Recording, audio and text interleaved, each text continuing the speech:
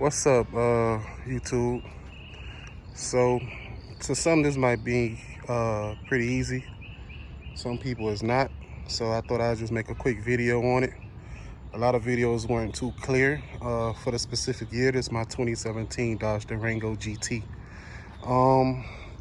My passenger side turn signal went out, right?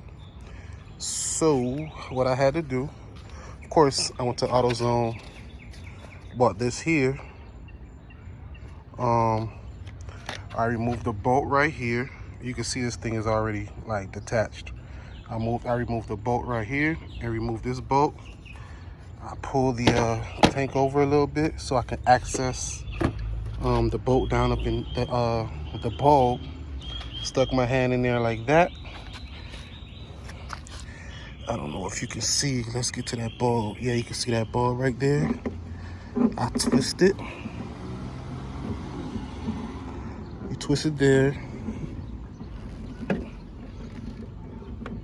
And it comes out. So basically you moving that so you can get your hand up in there so you can pull that bulb out.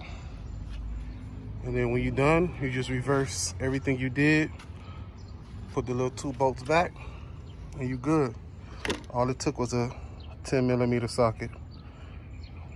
That's all it did. That's all it took, 10mm socket. So yeah, turn signal bulb, 2017 Dodge Durango GT. I don't think the other models before this have their water reservoir, whatever you want to call that, a coolant reservoir. I don't think it's like this from the videos that I saw. I hope this was able to help whoever out. Thank you for watching. God bless.